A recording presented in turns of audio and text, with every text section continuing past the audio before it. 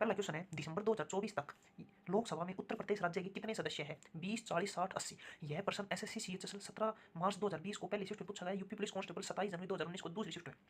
ये डेट नहीं थी, यहाँ पर 2018 थी, लेकिन मैंने क्या कर दिया, इस क्वेश्चन को करंट अफेयर्स का क्वेश्चन बना दिया, यहाँ पर 2024 कर दिया 18 की बजाय। ठीक है, बाकी इसका आंसर क्या आएगा बताओ। इसका आंसर आएगा भाई साहब डी। ठीक है, कह रहा है यूपी में उत्तर प्रदेश में लोकसभा की कितनी सीटें हैं? लोकसभा की 80 सीटें। देखो क्यों है भाई साहब, एक होता है लोकसभा, देखो संसद होती है, अपनी संसद है। ठीक है, संसद 3 लोगों से मिलकर बनती है। एक तो होती है अपनी लोकसभा, लोकसभा। एक होती है अपनी राज्यसभा, राज्यसभा। और एक होती है अपना राष्ट्रपति। इन 3 लोगों से मिलकर संसद बनती है।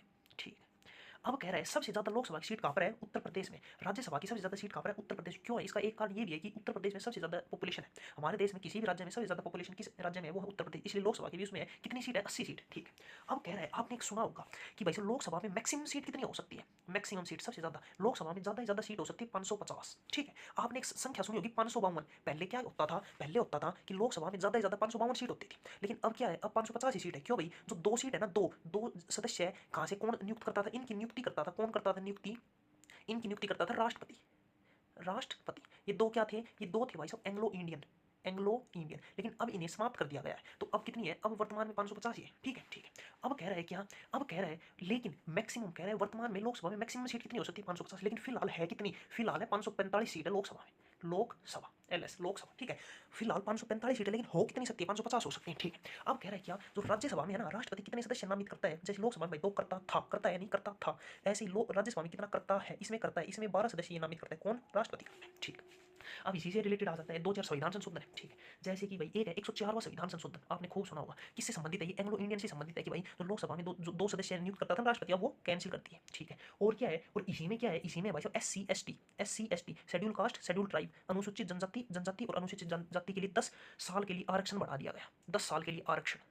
ठीक है, क्या कर दिया गया? बढ़ा दिया गया। 104वां संविधान संशोधन। 103वां संविधान संशोधन क्या कहता है? 103वां कहता है ईडब्ल्यूएस, इकोनॉमी वीकर सेक्शन, जो है ना अन्य ना ना भाई हिंदी में देख लेना क्या कहते हैं, मेरे ध्यान नहीं। इकोनॉमी ईडब्ल्यूएस के लिए कितना 10% जो आरक्षण है ना, वो किस में दिखाया गया है? वो है 103 में। ठीक है, एक है भाई साहब 102वां संविधान संशोधन। ये किससे रिलेटेड है? ये है NCBC, बोले तो ओबीसी। हम बोले हैं ना अन्य पिछड़ा जाति वर्ग, OBC, national commission for backward class, अन्य पिछड़ा जाति वर्ग, वो किससे संबंधित है? 102। एक होता है 101वां संविधान संशोधन, ये है जीएसटी से, goods and service tax. GST 101 रुपये का हम कन्यादान कराते हैं ना भाई, शादी ब्याह में कन्यादान। तो कन्यादान कितने का? 101 रुपये का कराते हैं। ठीक है, और जीएसटी में भी हम रुपए देते हैं भाई, 2% दे, 18% दे, 28% दे, वो सब देना पड़ता है। तो कन्यादान भी 101 देते हैं, इससे याद कर लो 101। ठीक है, और एक है 100वां संविधान संशोधन। ये क्या कहलाता है? किससे संबंधित है?